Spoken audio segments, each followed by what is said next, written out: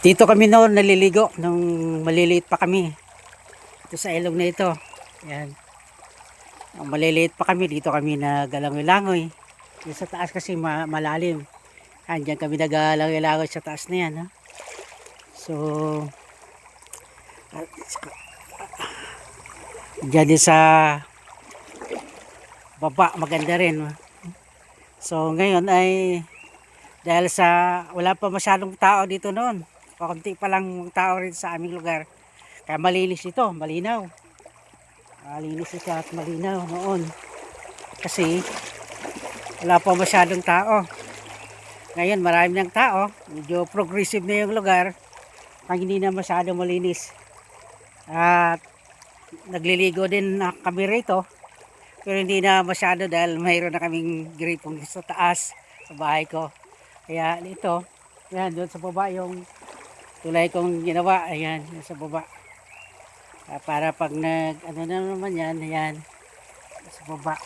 Pag ang ano na, ay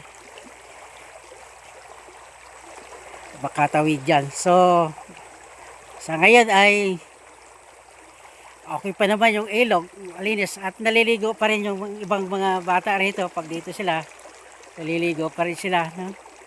Kasi napakaganda pa rin. Lalo pag tag-init. Pag tag-init ay masarap magbabad sa ilog. Lalo na kung ilog ay malamig. Yan, yung tulay sa baba. Yan.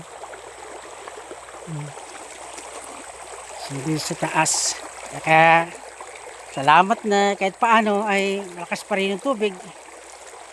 Pwede pa rin mo pagkunan ng paghugas ng plato, paglaba. So marami pa rin naglalaba rito sa ilog na ito. Marami pa rin naglalaba.